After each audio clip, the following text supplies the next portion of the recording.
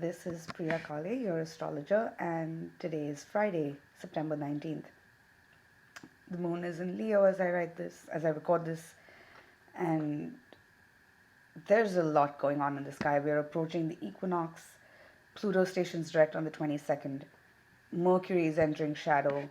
We're nearing a new moon in Libra right after the equinox, which then leads into the eclipse, which is conjunct Uranus. So there's just a whole lot going on, and you can expect life to start moving a whole lot faster really, really soon if it hasn't already. And I guess I just want to give you a bit of an overview of what's coming up. So we're in the last few days of the sun in Virgo at the moment.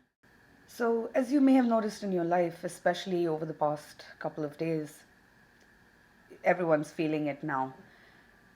Pluto is about to station direct on the 22nd, as I mentioned, and the sun is reaching the equinox, which means the sun is about to enter Libra. Libra rules the scales, is ruled by the scales. Symbol is the scales, symbolizing a balance. And an equinox is a time of balance when the days and nights are of equal length. And similarly, it is within us. But now, as the sun moves through the final days of Virgo, there is that sense of tension in the air. Plus, we're nearing a new moon, which happens in Libra in the first degree of Libra, right after the equinox. So on the 24th of September. So as we move towards that new moon, we're also at the end of this cycle. It's a waning moon, so it's a time to go inward. And before the new moon, of course, now the sun changes signs on the 22nd, and just hours before the sun enters Libra, where we balance out, 2 hours before, Pluto stations direct. Now this is big, and this is what's smoldering under everything right now. And that's why there's that sense of intensity and tension, because things are about to change.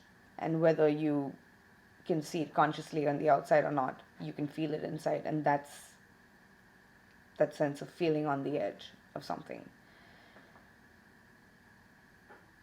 And when we're looking at astrology, that's essentially what we're looking at. Is yes, we're looking at the planets, but they're reflecting an inner reality. And of course, a reality that's being played out around us. But then what does astrology teach us is these planets keep moving around in cycles.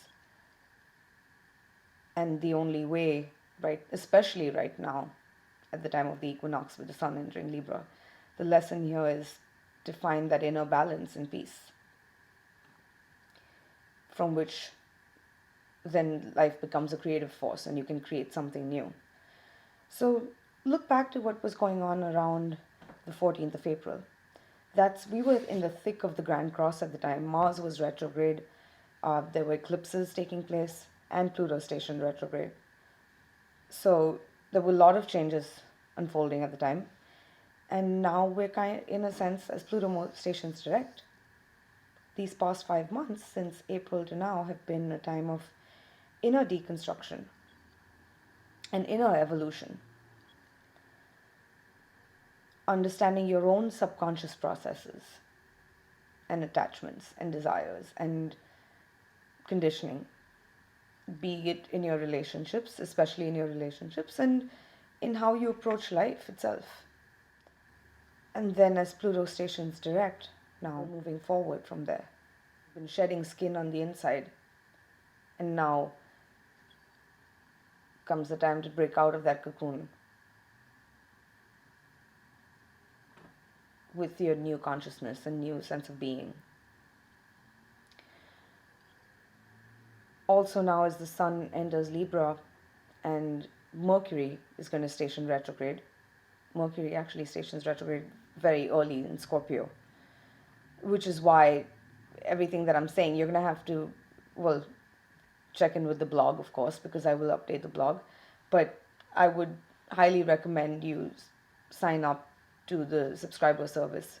It's only $10 a month, and I'll you get a 1 week free trial. So if you sign up, I'll send you the last few reports in your mail. But the reason I say that is because we're coming into a very intense patch of astrology. I'm trying to give you an overview right now. But these eclipses are going to change everything. So over the next few weeks, as Mercury will station retrograde on the 4th of October in early Scorpio, and that's where the eclipse, the new moon and eclipse in Scorpio takes place at the end of October. By then, Mercury will have stationed direct again, and then we move through Mercury's shadow. So really what's going on now, and begins especially with this new moon and the equinox, is taking us well into November. And eclipses, of course, set cycles for at least 6 months, not just your regular 2 weeks in shadow. So especially the conversations you're having now, situations that are playing out in your life now, you're going to be replaying these for the next at least 6 weeks. And the Sun and Mercury moving through Libra, they will be recovering the degrees that Mars was in. And Mars stationed retrograde over all from December last year till about June, July this year. Mars was in Libra 8 months. And now it's like we have a chance to rewrite a story, revisit situations perhaps get closure on things, or then learn your lessons from the past so you can make new choices. Not or, and on any level. But yeah, it's not necessarily going back to the past, but looking at what's in your life at the present and seeing how you can learn from the past so you can choose in the present.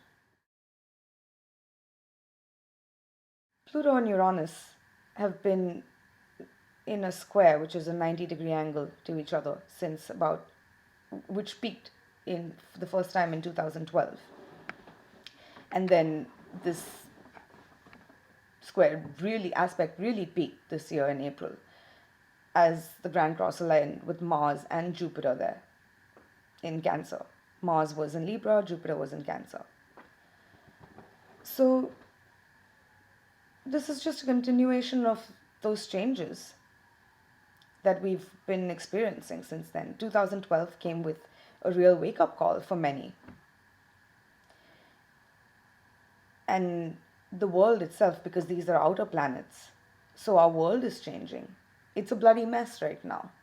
But these planets and this aspect is very raw and primal energy, where Uranus is the revolutionary, and in Aries it's blood, war, fire, whereas Pluto is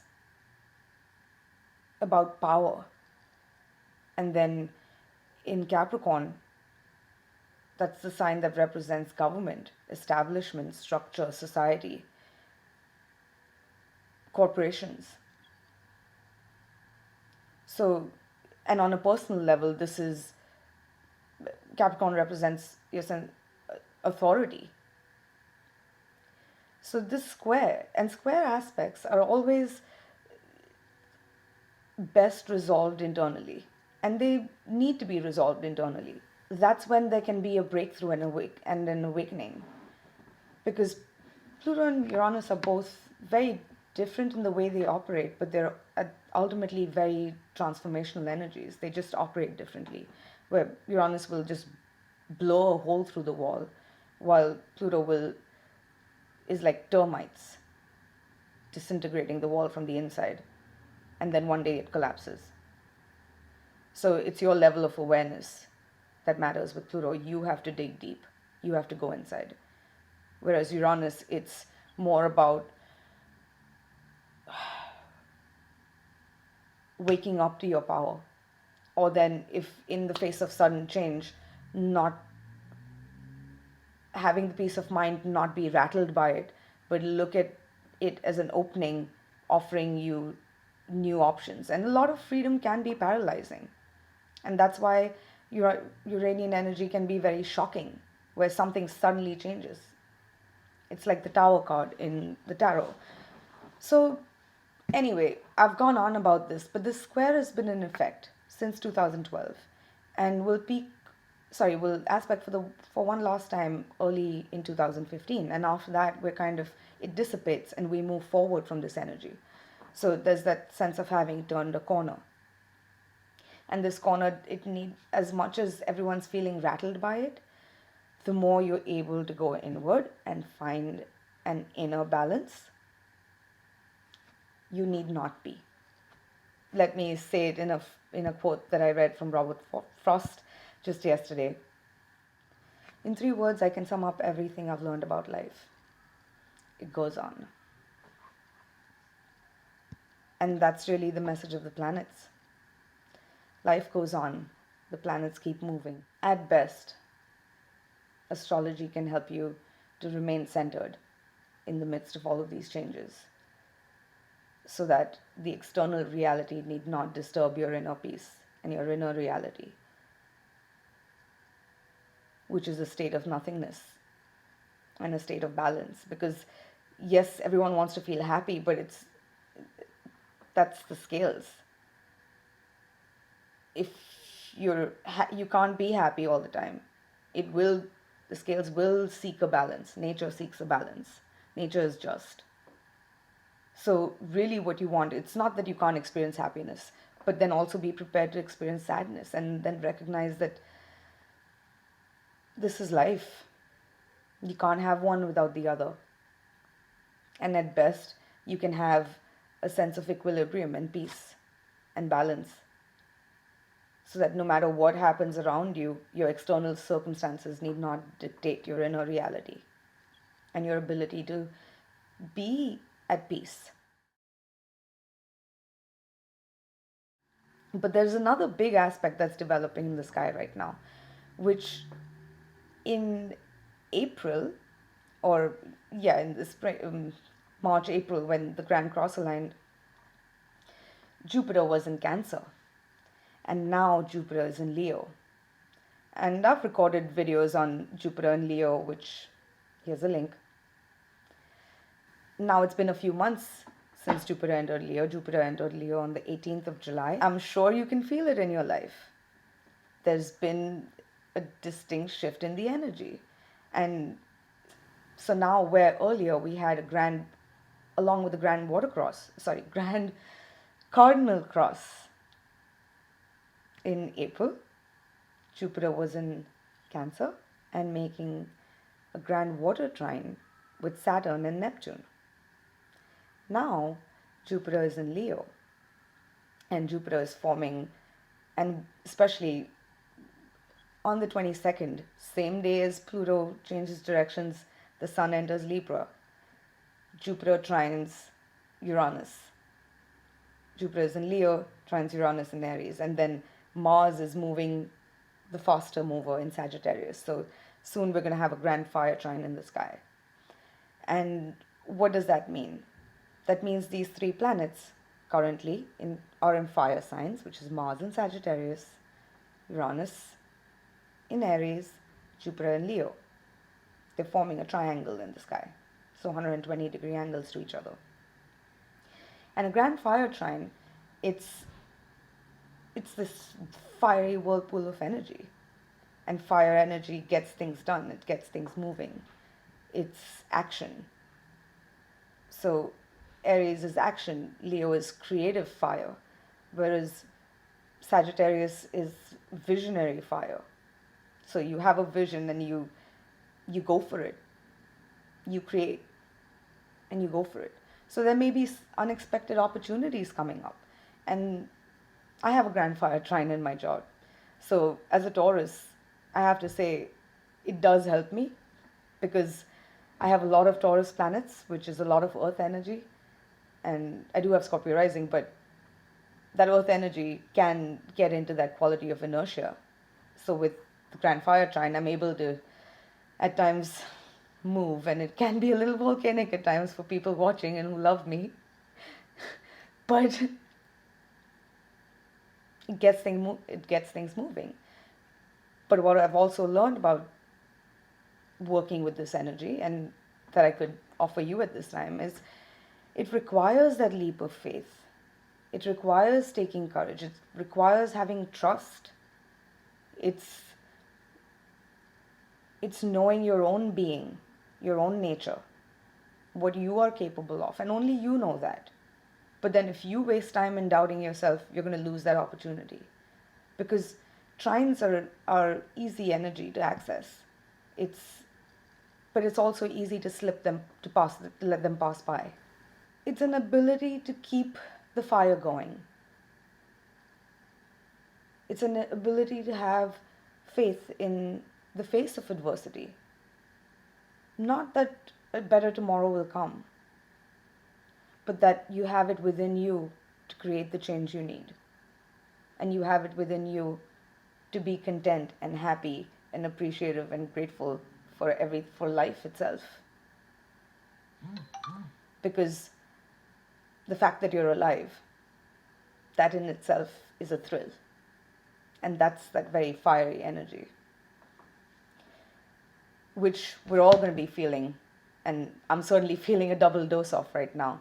So all this stuff happens on the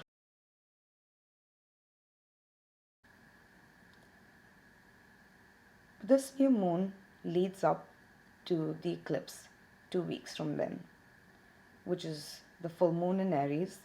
It will be conjunct Uranus and the south node. So it's imperative now that you seek a balance in your life. And then with the new moon in Libra, we're starting a new cycle on the 24th, which leads up to the eclipse, the 8th of October. That eclipse, the sun will be at 15 Libra, moon at 15 Aries, Uranus is at 14:29 Aries. That's full moon. It's an eclipse. Eclipses are a tremendous amount of energy. They're like 6 full moons packed into one. And plus, this full moon is conjunct Uranus. So no matter what you think it is, it won't be that, because Uranus is about the unexpected. So point is, the more you can let go of expectations, you can be pleasantly surprised. And of course, look at where Libra falls in your chart, because now as the sun enters Libra over the next 4 weeks, that's the area of your life that's being highlighted. So for example, if you're a Libra, this is of course very personal for you. If you're a Taurus, this is your work, your daily life, your routines, your health. If you're a Gemini, this is love, sex, your sense of being, so on. But then the full moon is in Aries, so you have to look at where Aries falls in your chart. Of course, another thing you can do is, of course, get a reading from me. And I'm offering a discount right now because I'm trying to get ESAR. So I'm offering a discount on readings. If you want a reading, now would be a great time to get one. And hopefully, again, it's a win-win. But the full moon in Aries, that's just going to be unexpected. And you can prepare to be surprised. And it doesn't have to be an unpleasant surprise, because the moon is in a trine to Mars. So actually, and in a grand trine to Jupiter. So actually, there's this whole grand trine is in effect. It can be a rather serendipitous surprise. But yes, the sun and Venus are in Libra by the north node. So this is about your relationships. And Libra is all about your relationships. All your one-to-one relationships. So there may be new love and new relationships forming now. On where the Libra-Aries axis is in your chart, that's where you're going to see these relationships being played out. It may not necessarily be a romantic relationship. It could be a work relationship. It could be your communications. It could be about money. By that time, Mercury will be retrograde. And Mercury is retrograde now at the point where, as I mentioned earlier, 2 weeks after the 8th of October, we have the Scorpio new moon in eclipse, solar eclipse. So this is a very intense patch of astrology. and life is changing, and life is changing fast. So seek that inner balance, let go of expectations, and you'll find that there are creative opportunities to have fun, learn, grow, expand, and really live your best life. And that doesn't mean there won't be sadness and there won't be other emotions other than happiness. But more, this is the happiness of being alive. This is the joy you get from being alive. That's what we're experiencing at the moment. Or at best, we can experience at the moment. And the more you can be grateful at the moment, you'll find you have so much to be grateful for. And the mystery is just deepening. So, all right, I will stop here for now. Once again, as always, thank you so much for watching. I hope you enjoy these, and a very happy equinox to you. A very happy new moon to you. Do check out my... And yeah, I'll be back with you and with more soon. And hopefully I'll be back with you from Arizona. So, all right. Thank you as always. Ta-da.